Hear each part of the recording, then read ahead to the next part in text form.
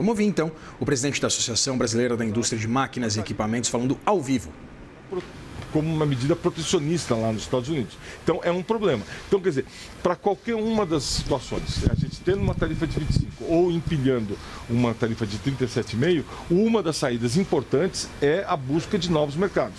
E o setor de máquinas e equipamentos, ele respondeu nos últimos 12 meses. Nós estamos batendo recorde, aumentamos em 12% de exportação, mesmo perdendo mercado no nosso principal mercado. Então, o setor é um setor que responde a estímulos à exportação. E é isso que um dos principais temas que nós vamos conversar com o vice-presidente. Presidente, sobre a questão da reciprocidade, vocês se manifestaram a favor, contra isso? Olha, a reciprocidade não é uma coisa tão simples. Primeiro, nós não somos a favor. A gente entende que não somos. A gente entende que nós temos que continuar pela via diplomática e empresarial, que é o que nós estamos fazendo. Quem esteve presente lá em Washington, na audiência pública da USTR, viu a quantidade de entidades de classe norte-americanas e empresas norte-americanas que fizeram parte daquela audiência pública apoiando o Brasil.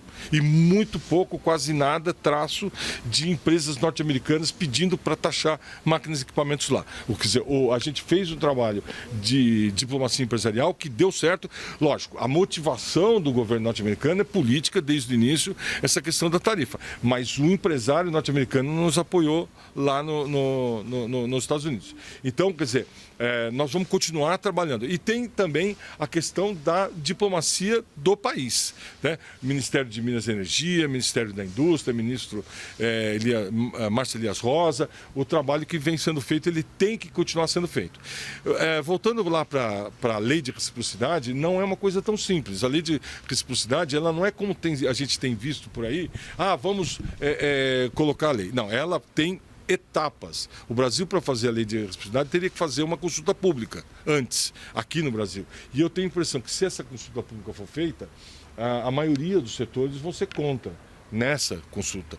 E nós, com certeza, seremos. Então, a gente acha que ainda existe espaço para a diplomacia, dado até questão de que existe uma componente política muito grande lá nos Estados Unidos para a adoção do tarifaço. Porque se a gente olha que o Brasil, desde 2009, tem déficit comercial com os Estados Unidos, que o país que mais investe no Brasil em investimento externo direto são empresas norte-americanas. O Brasil, o país onde o Brasil mais investe recursos da iniciativa privada é nos Estados Unidos. Então nós temos uma pilha de motivos para o Brasil não ser tarifado e haver esse distanciamento entre o Brasil e os Estados Unidos. Então a gente entende que, do ponto de vista econômico e comercial, não deveria haver tarifaço. Isso ficou claro lá na audiência pública, com o apoio que nós tivemos do setor privado lá nos Estados Unidos. Mesmo assim, a revelia dos empresários norte-americanos, os Estados Unidos resolveu colocar a tarifa. Então, a gente entende que tem um componente político importante, então não entendemos que reciprocidade ou retaliação vai resolver um problema político. O que vai resolver um problema político é diplomacia do Estado e diplomacia empresarial junto aos empresários norte-americanos. Obrigada. Só uma dúvida.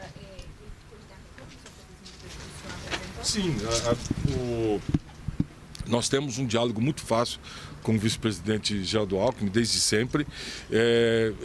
A nossa conversa não é uma conversa estanque de uma coisa, ela é constante, nós estamos constantemente conversando, o diálogo é muito fluido e eu tenho certeza que o vice-presidente vai acolher com carinho as ideias, aquilo que for possível, nós vamos tocar para frente, aquilo que for possível ele vai dizer o que não é possível.